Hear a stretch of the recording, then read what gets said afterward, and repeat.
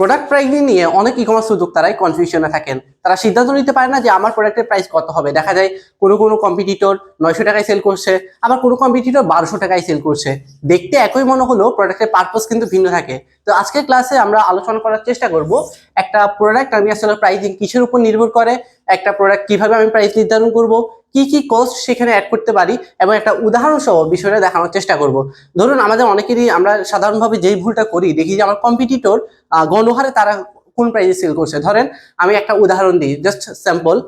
Jahangir Kabir sir, উনিও সরিষার তেল বিক্রি করে বা হচ্ছে নারকেল তেল বিক্রি করে, আবার হচ্ছে ধরেন একজন মুদি দোকানদার, তিনিও কিন্তু সরিষার তেল বিক্রি করে।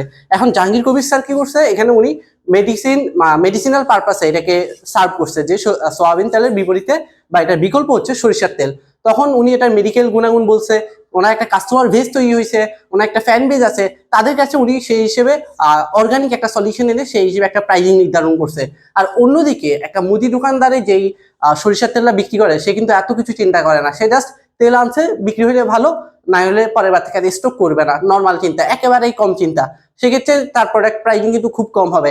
অন্যদিকে দেখা যায় যে জাহাঙ্গীর কবির স্যারের প্রোডাক্টগুলোতে ইউএসডিএ সার্টিফাইড বা হচ্ছে যে অনেক অনেক সার্টিফিকেশন থাকে, আপনারা দেখলে বুঝতে পারবেন। তো সেখানে প্রাইসটা একটু বেশি হওয়াটাই স্বাভাবিক। এখন আমি আমার কম্পিটিটর হিসেবে কাকে ধরে নিব? আমি কি প্রথম জনকে নিব না দ্বিতীয় জনকে নিব?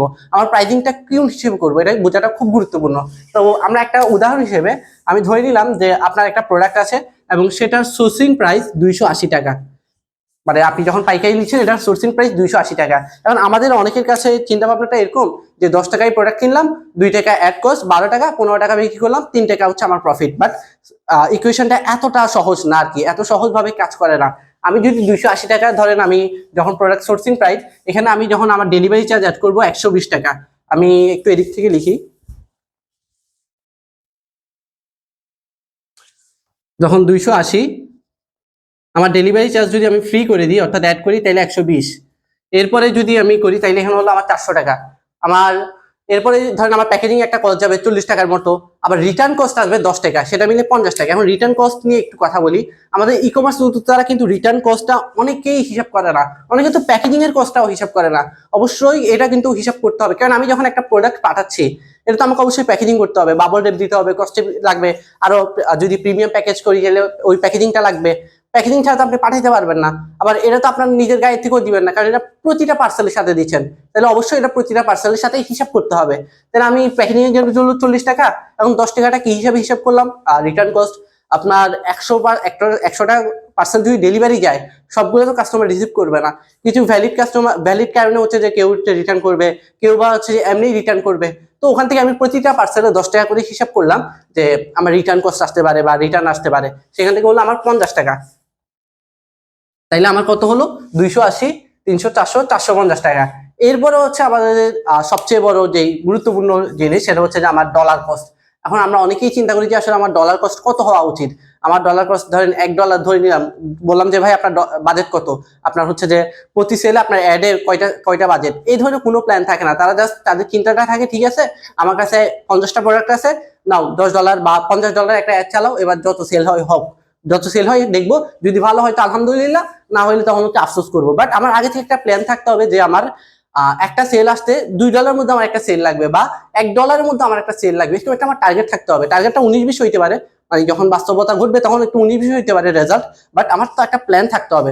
সেক্ষেত্রে আমি হচ্ছে যে মোটামুটি এখানে আমি 250 টাকা ধরলাম, একটা 250 না 300 টাকা ধরলাম আমার অ্যাড বাজেট। তো এখানে আমার কত টাকা হচ্ছে? 400, 450, 450 আর 300, 750। এখন এটার সাথে যদি তাইলে হচ্ছে আমার মোট সোর্সিং প্রাইস আসলো 750 টাকা।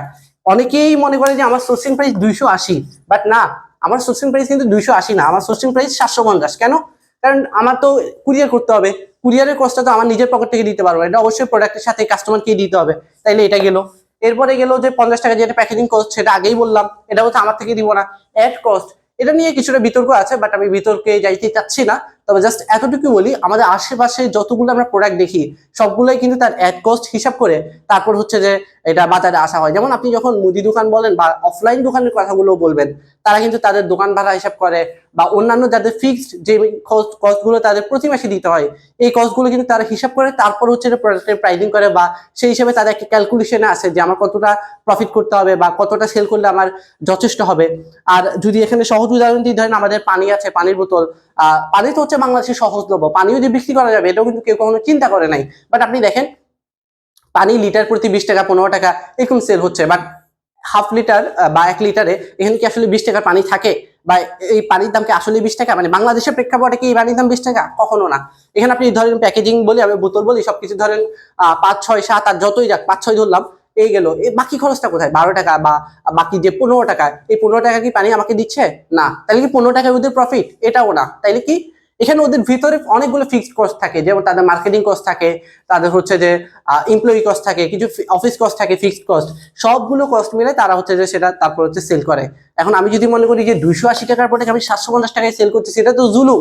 বাট আপনি যখন আশেপাশে, আমি যখন আপনাকে ভিতরে ক্যালকুলেশন দেখাইছি, আপনার কাছে এখন জুলুম মনে হচ্ছে, কিন্তু আপনি আশেপাশে যতটা প্রোডাক্ট দেখেন সবগুলোর ক্যালকুলেশনটা কিন্তু ঠিক একই রকম। আপনি যখন এটার ভিতরে ঢুকতে পারবেন তখন আপনার কাছে মনে হবে না, এটা প্রাইস, সোর্সিং প্রাইস তো অনেক কম, বাট চেইনটার কারণে বা অন্যান্য কস্টের কারণে এটা কিন্তু প্রাইসটা বেড়ে গিয়েছে। তো এখন ধরেন আমার সোর্সিং প্রাইস আসলো 750 টাকা, তাহলে এখন আমার সেল করবো কয়টায়?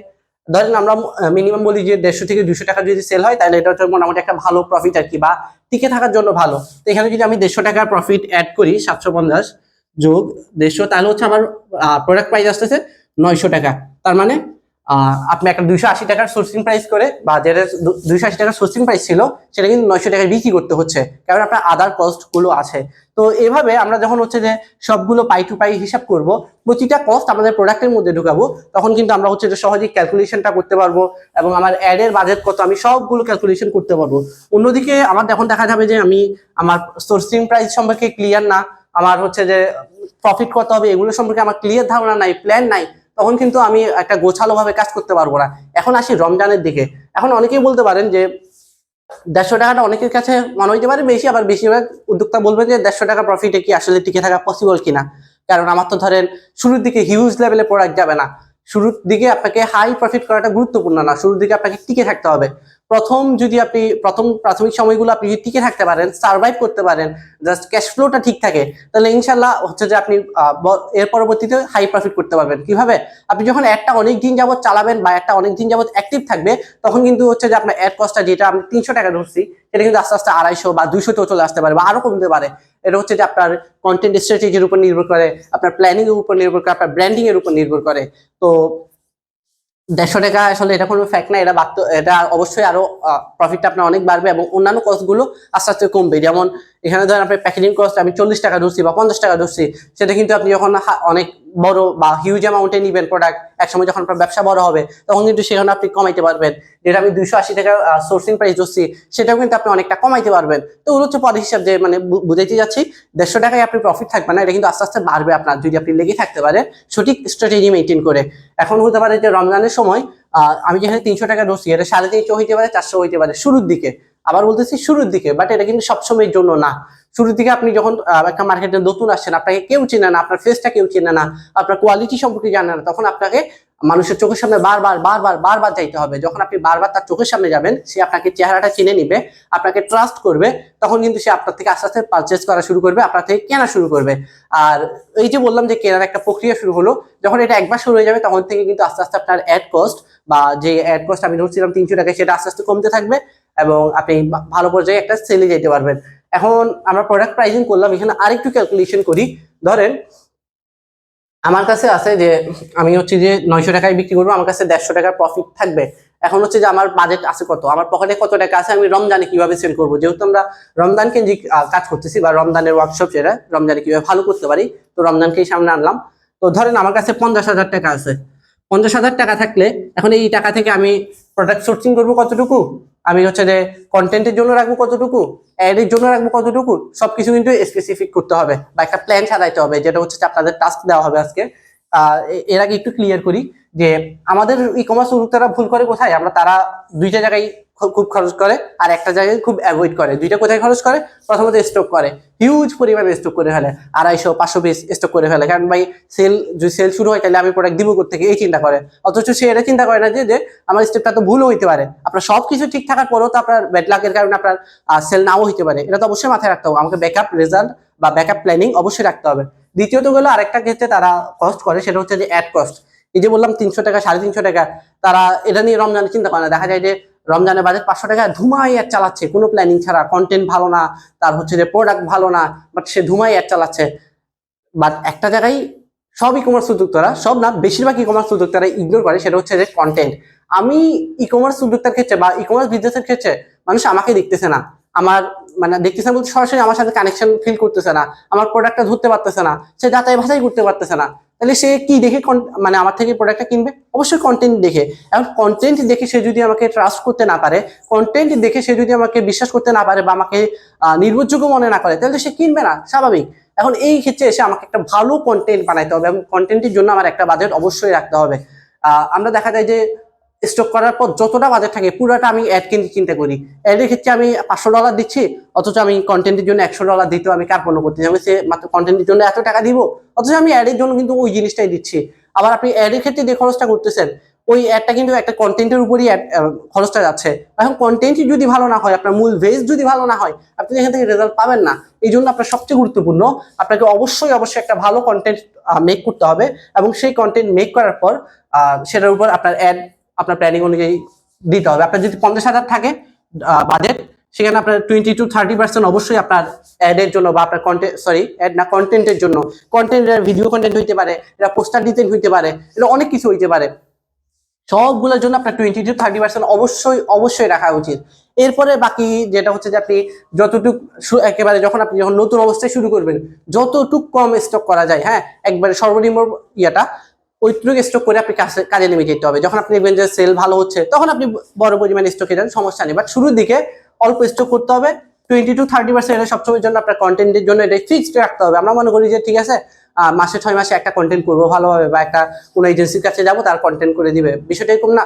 আপনাকে অবশ্যই এটা ফিক্সড। আমি যেমন প্রতিদিন পানি খাচ্ছি, প্রতিদিন ভাত খাচ্ছি, এভাবে আমার প্রতিদিন একটা কন্টেন্ট দিতে হবে। কন্টেন্ট মানে যে শুধু ভিডিও দিতে হবে এমন না, ছবি দিতে পারি, ট্যাগ দিতে পারি, লেখা দিতে পারি, কোনো স্টোরি শেয়ার করতে পারি, যে কোনো কিছু। কারণ আপনি যদি না পারেন, আপনি এক্সপার্টদের কাছে যান, আপনি তাদের কাছ থেকে একটা কন্টেন্ট বানাই নেই, যে কন্টেন্টটা হচ্ছে ভালোভাবে কাজ করবে। দেখা যাবে আপনি যে অগোছালোভাবে 10টা কন্টেন্ট করে যে রেজাল্ট আনবে, একটা গোছালো স্ট্র্যাটেজি মেনটেন করে একটা কন্টেন্ট বা 2টা কন্টেন্টই সেই রেজাল্টটা এনে দিতে পারে। সেই জন্য আপনি যদি শর্ট টার্ম রেজাল্ট, বা শর্ট টার্ম বলতে বোঝাচ্ছি দ্রুত উপায়ে চান, বা সঠিক উপায়ে ঠেকে না শিখে একজন এক্সপার্টের মাধ্যমে ভালো একটা কন্টেন্ট রেডি করতে চান, সেক্ষেত্রে আপনাকে অবশ্যই একজন এক্সপার্টের কাছে যাইতে হবে। আর প্রসঙ্গক্রমে বলে রাখা ভালো, আমাদের ব্র্যান্ড স্টোরিতে আপনারা যারা হচ্ছে আমাদের কি বলে আমাদের এই ওয়ার্কশপটা করছেন বা টাস্কগুলো জমা দিচ্ছেন, তাদের জন্য কিন্তু একটা ভালো পরিমাণ ডিসকাউন্ট থাকবে। আপনারা যারা রমজানে ভালো সেল করার চিন্তা করতেছেন, তারা চাইলে কিন্তু এখন থেকে তাদের কন্টেন্টের প্রিপারেশন নিতে পারেন, আমাদের সাথে যোগাযোগ করতে পারেন। যাক, টপিকে ফিরে আসি। যেটা বলছিলাম, আপনাদের যে টাস্ক থাকবে, আপনাদের টাস্ক হচ্ছে আপনার বাজেট কত বা আপনার প্ল্যানিং কত। রমজান কেন্দ্রিক আমি 50,000 টাকা খরচ করতে পারবো, এটা 50,000 হইতে পারে, 5,000 হইতে পারে, 10,000 হইতে পারে, ঠিক আছে। ওই 10,000 টাকা থেকে আমি কত টাকা আমি কন্টেন্টের পিছে খরচ করব, কত টাকা দিয়ে আমি কয়টা ভিডিও বানাবো, কয়টা পোস্টার বানাবো। এরপর আরেকটা পয়েন্ট, সেটা হচ্ছে যে আমি কত টাকা অ্যাডের পিছিয়ে যাবো, কত ডলার টার্গেট আছে, আমি কয়টা সেল করব, সবকিছু লিখে আপনারা হচ্ছে আমাদের কন্টেন্ট হেল্প অ্যান্ড হ্যাকস গ্রুপটাতে জমা দিবেন। আমরা দেখে আমরা যদি কোনো কারেকশন দেওয়ার প্রয়োজন মনে করি, অবশ্যই আপনাকে কারেকশন দিব। বাকিটা হচ্ছে যে আপনারা গ্রুপে পোস্ট করতে পারেন। আশা করি আপনাদের এই বিষয়টা সম্পূর্ণ ক্লিয়ার হয়েছে, এবং যদি কোনো প্রশ্ন থাকে অবশ্যই কমেন্টে জানাতে পারেন।